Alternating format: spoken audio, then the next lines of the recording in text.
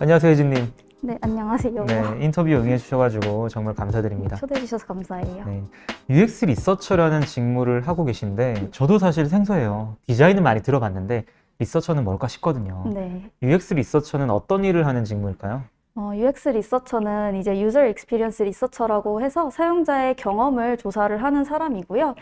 저희가 사람이 어떤 제품을 사용하거나 아니면 뭐 앱을 사용한다고 했을 때 당연하게 일어나는 게 경험이라는 건데 이 경험에서 당연히 불편한 요소가 있을 수도 있잖아요. 그런 것들을 저희는 관찰을 해서 어떤 요소가 불편한지를 파악을 하고 그걸 이제 솔루션으로 조금 구축을 해서 어떻게 하면 조금 더 편리한 사용성을 제공을 해드릴 수 있는지를 이제 리포트하는 그런 조사관이라고 생각해 주시면 될 것 같아요. 그러시면은 네. UX 디자인 부분까지도 참여를 하나요? 이제 UX 디자인 부분도 어느 정도 참여를 하기는 해요. 다만 UX 리서처, 이게 약간 교집합과 합집합 약간 이런 느낌이기는 한데, UX 리서처가 이제 이런 거를 이렇게 만들면 조금 더 신미성이 높아질 것 같아요. 라고 이제 리포트는 할 수 있지만, 저희가 전문적으로 디자인 학교를 나오거나 디자인 교육을 받은 사람들은 아닌 부분들이 많아서, 이제 아주 깊이 있는 디자인까지는 참여하지 않고 있기는 해요. 그러면은 디자인 관련 역량이 없더라도 UX 리서처가 될 수 있는 거네요. 네네, 충분히 하실 수 있습니다. 네. 네. 그러면 UX 리서처라는 직무가 더 전에는 좀 더 생소했을 수도 있는데 네. 그 직무로 커리어를 시작하시게 된 계기가 있을까요? 사실 말씀하셨다시피 제가 처음에 이 커리어를 시작했을 때는 저는 사실 UX가 뭔지도 몰랐어요. 근데 이제 다만 저는 항상 뭔가 물건을 사용하거나 어떤 서비스를 사용할 때 나 이게 좀 불편한데 이거 왜 이렇게 만들었지? 좀 이렇게 바꾸면 조금 더 좋을 텐데 라는 생각을 항상 하고 있었어요.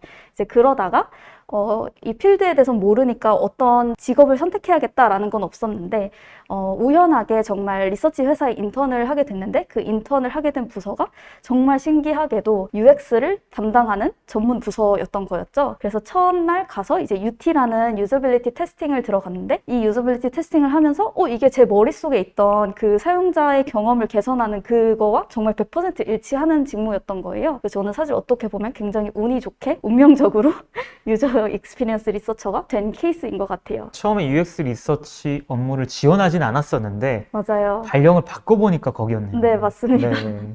그럼 한국 리서치라는 회사에서 UX 네. 리서치 업무를 담당하게 되셨어요. 네. 제일 처음에 들어가가지고 하셨던 실무 내용에 대해서 좀 말씀 주실 수 있을까요?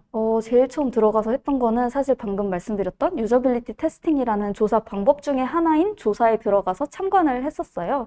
그래서 가장 처음에 시작할 때는 이제 조사를 관찰을 하면서 노트 테이킹이라는 걸 하고요. 노트 테이킹은 이제 사용자가 어떤 말을 했는지를 자세하게 기록을 해서 나중에 솔루션 구축할 때 조금 참고를 하는 그런 용도예요. 그 다음에는 이제 그 노트 테이킹을 보면서 이 사용자가 어떤 점에서 불편해했다. 이거는 이렇게 바뀌어야 된다라는 이제 보고서를 작성을 했고 그 보고서를 이제 고객사한테 리포트를 하는 그런 작업을 했고요. 그 앞단에는 이제 제가 더 가면서 경험한 게 처음에는 그 고객사가 의뢰를 해요, 조사를. 이런 조사를 하고 싶어요 라고 의뢰를 하면 그 조사의 목적에 맞게 저희가 이런 사용자를 리크루팅을 해야겠다라는 거를 이제 스크리닝 질문지라고 하거든요. 그래서 그 스크리닝 질문지를 작성을 하고 이제 저희는 조사회사다 보니까 그 리크루팅을 해주는 부서가 또 따로 있어요. 그래서 그 부서가 이제 리크루팅을 해주는 동안 저희는 이 조사의 목적을 기반으로 이런 질문을 해야지 이 사용자에게서 결과를 얻어낼 수 있겠다라는 이제 설문지를 작성을 하고요. 그 질문지를 작성한 후에 리크루팅이 다 되었다고 이제 연락을 받아요. 그러면은 그 스케줄에 맞게 저희는 응답자와 인터뷰를 하면서 저희 질문지에 따라 인터뷰를 진행을 하게 되고요. 인터뷰 진행 후에는 이제 보고서 작성, 다시 돌아가서 보고서 작성을 한 다음에 이제 고객사한테 리포트하는 요게 풀 사이클이라고 생각해 주시면 될 것 같아요. 예를 들어가지고 고객사에서 여러 가지 상품의 프로토타입을 만든 다음에 네. 그 프로토타입 중에 어떤 것들이 사용성이 좋은지 혹은 나쁜지를 테스트하기 위해 가지고 그 상품의 타깃 고객들을 섭외를 한 다음에 네. 그 고객들에게 이제 질문지를 통해 가지고 어떤 점이 불편하셨는지 네, 어떤 맞아요. 점은 사용하기 좋으셨는지 네. 이러한 데이터를 게더링 한다는 말씀이시죠? 네, 맞습니다. 혹시 한국 리서치라는 회사에서 UX 관련 리서칭을 하면서 네. 어려우셨던 점은 없을까요? 사실 굉장히 많이 어려운 점이 많았고요. 뭐 바쁜 거는 사실 에이전시니까 두말할 거 없이 힘든 부분 중에 하나인데 그것보다도 사실 사용자의 의견을 듣는데 이 의견이 사실 사람 한 명 한 명이 개개인의 생각이 다르잖아요. 그렇다 보니 이 의견을 모두 수용하기에는 솔루션 구축이 안 돼요. 그렇다 보니까 저희는 목적에 맞게 이 사람들의 의견에서 필요한 부분만 빼고 그다음에 대의에 맞게 뭔가 이거를 조합해서 솔루션으로 구축하는 그런 과정이 저한테는 조금 어려웠던 것 같기는 해요. 네. 그리고 그게 실제로도 많은 인턴분들이 오셔서 어려움을 겪는 부분이라고도 저는 느꼈기도 합니다. 네. 한국 리서치에서 하셨던 성공적인 UX 리서치 프로젝트가 있을까요? 제가 사실 가장 기억에 남는 건 제가 혼자 단독으로 조금 PM 역량을 발휘했던 프로젝트인데요. 저는 사실 게임 조사들을 굉장히 많이 했어요. 그래서 게임 프로젝트를 진행을 했는데 지금 나와 있는 마술 양품점이라는 게임이에요. 그 게임을 이제 출시 전에 사용자들의 반응을 보고 어떠한 개발적으로 어떠한 부분을 수정을 해야 되고 그리고 마케팅적으로는 어떠한 부분을 좀 강조를 해야 될지 이런 거를 파악하는 조사였는데 사실 마케팅 포인트로 그분들께서 세 가지를 가져왔는데 그 세 가지 중에 1번, 2번으로 꼽으셨던 두 가지가 사용자로부터 리젝이 당했어요. 그래서 제가 조사 결론에 1번, 2번은 물론 강점이기는 하지만 사용자에게 아직 어필 받기에는 조금 부족한 부분이 많기 때문에 이걸로 어필을 했다가는 조금 오히려 역효과가 날 수 있다, 마케팅적으로. 그렇기 때문에 3번은 사람들이 정말 좋아하고 지금 현재 이 게임을 봤을 때 가장 먼저 나오는 응답이다. 이 3번을 가장 어필을 많이 해라, 마케팅적으로. 그런 이제 결론을 제공을 해드렸고요. 결과적으로 그 결론이 지금 앱스토어에 광고용으로 많이 사용이 되고 있고 실제로 게임 전에 이제 사용자한테 받은 이거 어떻게 수정하면 될지 그리고 얼마나 친구들한테 추천을 할지 그리고 얼마나 반응이 좋은지 이런 조사를 해서 그거를 이제 기사로도 많이 내보냈고요.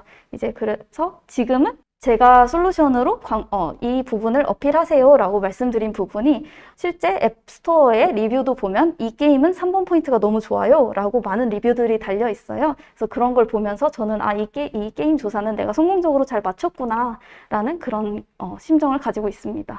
네, 기업에서는 하마터면 헛돈을 쓸 뻔했는데 세 가지 마케팅 포인트를 들고 와가지고 사실 UT를 하기 전에 그냥 그걸로 만약 광고를 했다라고 하면 굉장히 큰 헛돈을 쓸 뻔했는데 광고에 다행스럽게 UT를 해가지고 그중에 3번에 대한 인사이트를 더 강조하셔가지고 네. 훨씬 더 효율적인 마케팅이 진행될 수 있었겠네요. 네, 그런 것 같아요. 제 네. 생각에는. 네. 네, 그러면 그렇게 4년 6개월여간의 한국 리서치에 회사 생활을 마치고 스타트업으로 이직을 하시게 됩니다. 네. 어떻게 보면 한국 리서치는 리서치 업계에서는 굉장히 굴지의 기업으로 알고 있는데 네. 그 리서치 업계에서 이제 대기업으로 가는 케이스도 있고 이렇게 스타트업으로 가는 케이스도 있는데 네. 그 리서치 업계에서 스타트업으로 갔던 이유는 뭘까요? 저는 사실 리서치 업계가 정말 많은 거를 배울 수 있고 단기간에 다양한 프로젝트를 할 수 있다는 점에서 저는 배울 수 있는 최상의 그런 공간이라고 생각을 해요. 다만 어느 정도 하다 보면 성취감이 조금 레킹한다는 느낌을 받을 수는 있거든요. 에이전시에서 리서처로서의 역할은 이제 보고서를 만들어서 고객사한테 전달을 한다까지이고 그 이후에 이게 어떻게 반영이 됐는지, 반영이 되기는 하는지 이 과정은 사실 잘 몰라요. 그렇기 때문에 제가 낸 솔루션이 정말 반영이 된 거야? 이게 내가 성취감을 느낄 수 있나? 약간 이런 의문이 들 때가 있었어요. 그래서 이제 어느 정도 제가 PM의 역할을 할 수 있다라는 확신이 들었을 때 이제 뭔가 나도 스타트업으로 가서 내가 낸 솔루션이 직접 반영되는 그 과정에까지 참여를 좀 하고 성취감을 느끼고 싶다라는 생각을 좀 하게 돼서 이직을 하게 되었습니다. 이직했던 기업이 네. 뭐 대기업이나 중견기업이 아니라 스타트업을 고르셨던 이유도 있으실까요? 우선 제가 이제 한국 리서치에 있으면서 대기업들은 정말 엄청 많이 상대를 해봤는데요. 이제 대기업의 고객사들이 일을 하는 거를 봤을 때 사실 이거는 개인 차이인 것 같기는 해요. 저는 제가 조금 주체적으로 일을 하고 제가 주체적으로 일을 한 게 조금 막혔을 때 굉장히 좀 성취감이 떨어지고 모티베이션이 떨어지는 그런 느낌을 받는 사람인데 대기업에서 일하시는 분들을 보니까 굉장히 사소한 하나의 부품 같은 일을 정말 몇 년 동안 계속 하고 계시더라고요. 근데 저는 좀 다양한 거를 많이 보고 싶기도 하고 항상 좀 다이나믹하게 일을 하고 싶어가지고 한국 리서치에서 일을 하면서 대기업은 나는 좀 가면 안 되는 사람 같다. 대신 내가 조금 더 주체적으로 활약할 수 있는 스타트업이라는 자유로운 곳에 가보자라고 생각을 해서 스타트업에 가게 되었어요. 그럼 이렇게 리서치 회사에서 스타트업으로 이직을 하시게 됩니다. 네. 스타트업으로 이직하셔가지고 하셨던 실무 내용은 리서치 회사의 그것과는 조금 다를까요? 사실 똑같다고 보시면 될 것 같고요. 대신 이제 리서치 회사는 제가 아까 말씀드린 것처럼 이제 리크루팅을 대신 해주는 부서가 있다거나 데이터 처리를 대신 해주고 그걸 테이블화 해주는 부서가 좀 따로 존재를 해요. 근데 스타트업은 UX 리서처를 보유한 곳도 많지 않고 그렇기 때문에 그런 부서 자체가 있는 곳은 거의 없어요. 그래서 그런 리크루팅을 하거나 응답자를 직접 컨택을 한다거나 아니면 이제 데이터 분석을 실제로 본인이 한다거나 이런 과정, 조금 짜잘짜잘한 인력이 필요한 그런 부분들을 모두 이제 UX 리서처가 다 감당을 해야 된다. 그러니까 이제 UX 리서처의 역량이 조금 더 넓혀졌다, 확대됐다라고 생각해 주시면 될 것 같아요. 그 과정 자체는 똑같습니다. 네, 그러시면 스타트업 오고 나신 뒤에 좀 네. 성공적으로 진행하셨던 프로젝트가 있을까요?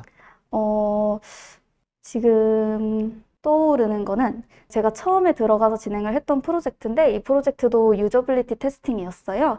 제가 다니는 스타트업의 고객은 비즈니스 B2B 모델이어가지고 사장님들을 상대로 인터뷰를 진행을 하게 돼요. 그래서 저희가 사장님들 사업에 도움이 될 수 있는 그런 데이터들을 조금 모아서 예쁘게 만져드리고 이제 보여드리자 사업에 도움이 되게 라는 취지로 진행을 했던 프로젝트고 그래서 이 프로젝트에 이제 프로토타입을 만들어서 그 프로토타입을 디자인분이 만들어주셔서 그거를 가지고 이제 인터뷰를 하러 갔고요. 인터뷰를 하러 갔을 때 조금 어려웠던 부분은 아무래도 좀 사업자분들이시다 보니까 리크루팅 자체를 하기가 조금 힘들었어요. 그렇죠. 사장님들 바쁘신데 네. 시간 내기가 네네. 그리고 저도 이제 처음은 아니지만 어쨌든 제가 그 사장님들이라는 분을 처음으로 컨택을 해서 이제 좀 조사에 응해주세요 라고 요청을 드려야 됐던 상황이어서 기존 리서치 회사에 있을 때랑은 조금 다른 경험이기도 했고요.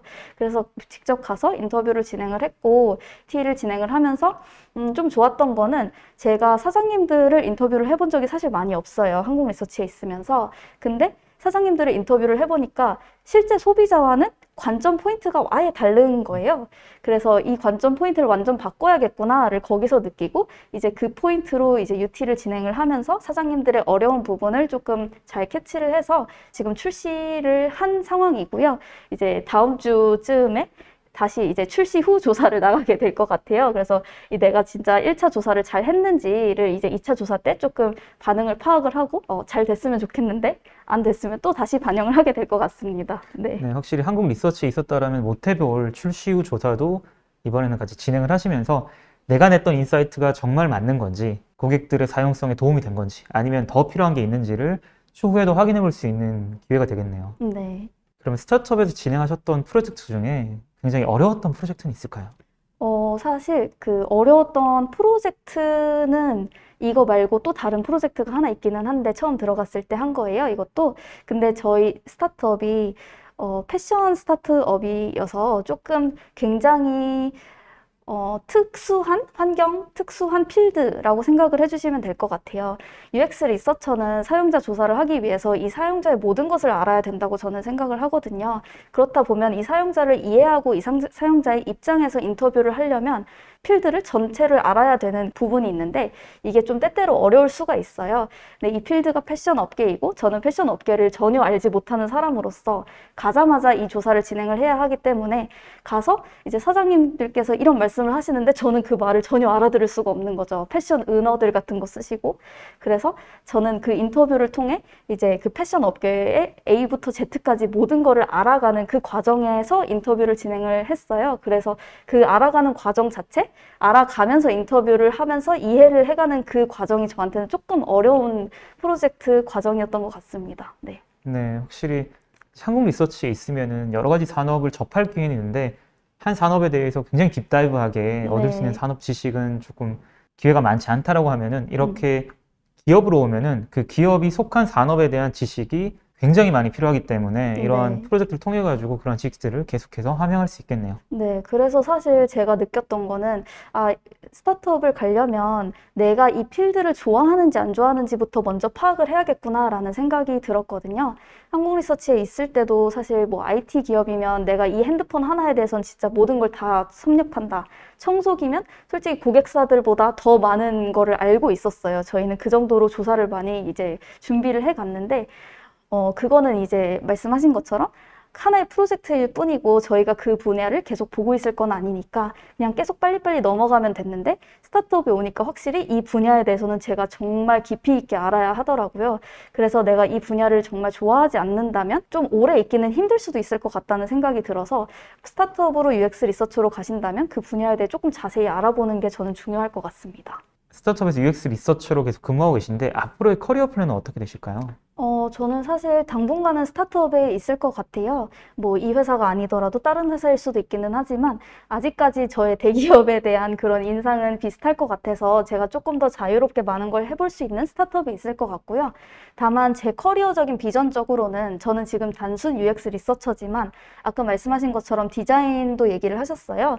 UX 리서처를 하려면 그때그때 바로 테스팅을 해보고 내 가설을 테스팅해보기 위해서는 디자인적 역량도 저는 필요하다고 생각이 들기 때문에 앞으로는 조금 더 디자인적인 역량도 갖추고 데이터 분석가적인 역량도 갖춰서 나중에는 사용자 중심적으로 생각을 하는 리서처지만 디자인과 분석까지 다 해서 총괄적으로 일을 할 수 있는 그런 어떻게 보면 PM이 될 수도 있고 PO가 될 수도 있는데 그런 좀 큰 비전을 가지고는 있습니다. UX 리서처가 되기를 희망하는 취준생분들이 가장 갖춰야 될 역량은 뭘까요? 제가 가장 중시하는 역량은 사람에 대한 관심과 통찰력이라고 생각이 들어요. 이제 UT를 하거나 사용자와 인터뷰를 하다 보면 사용자가 항상 생각하는 그대로 남한테 그 말을 전달을 하진 않잖아요. 특히 이제 인터뷰를 하다 보면 인터뷰어와 인터뷰이의 관계에서 그렇게 진솔한 응답을 얻기가 굉장히 힘든데 이 응답을 어떻게 얻어야 되냐면 그런 관찰력을 통해서 뭔가 말끝을 좀 흐린다 아니면 좀 뭔가 고민을 많이 하신다 라고 했을 때 그걸 역으로 이제 어떤 게 조금 불편하신지 라고 해서 인사이트를 뽑아내야 되는 그런 역량이 있거든요. 그래서 저는 우선 사람을 관찰을 하고 그거에 관한 이제 솔루션을 구축해내는 거기 때문에 사람에 대한 뭐 내면적으로 진짜 사람을 좋아하고 그 사람을 관찰하고 그런 역량이 아닐 수도 있지만 그런 역량이 필요하다고 생각을 합니다. 네. 네, 쉽게 말하면 눈치가 빨라야 된다는 거고 네, 맞아요. 좀 포장을 하면 공감 능력이 좋아야 된다는 것 같은데 맞습니다. 네. 확실히 이제 인터뷰어로서 이제 인터뷰이 대상자를 상대할 때 인터뷰이가 말하지 못하는 부분들도 있거든요. 네. 불편하긴 한데 이거를 정확하게 말하지 못하니까 맞아요. 답안지에 적지 않는 부분들도 있는데 인터뷰어들은 그런 것들을 꼭 캐치를 해내야 되잖아요. 맞습니다. 그렇기 때문에 네. 꼭 그렇게 좀 불편함을 느끼는 부분을 계속해서 꼬리 질문을 넣어가지고 어떻게든 인사이트를 좀 얻어내는 그러한 능력이 필요하겠네요. 네. 다만 저는 이 UX 리서처라는 게 디자이너는 어떻게 보면 디자인적인 감각이 있어야 되잖아요. UX 리서처는 반대로 이러한 사람에 대한 공감 능력과 관심만 있다면 어느 누구라도 할 수 있는 직무라고 저는 생각이 들어요. 그래서 만약에 관심 있으시다면 시도를 해보시는 것도 저는 강력하게 추천드립니다. 네. 네, 혜진님 마지막으로 취준생분들께 하고 싶은 말씀이 있으실까요? 네. 저 UX 리서처라는 직무는 디자이너나 뭐 데이터 분석과 코딩이라는 다르게 정말 사용자에 대한 관찰과 관심만 있으면 충분히 할 수 있는 그런 직무라고 생각을 해요. 그렇기 때문에 혹시 걱정을 하시거나 좀 우려가 되시더라도 그냥 바로 시도를 해보셔도 저는 좋을 것 같고요. 만약에 좀 힘들거나 아니면은 좀 질문을 하고 싶다, 궁금한 점이 있다라고 하시면은 이 영상 하단에 제 링크드인 링크를 남겨둘 거니까 언제든지 편하게 연락 주시면 될 것 같습니다. 네, 감사합니다. 감사합니다. 네.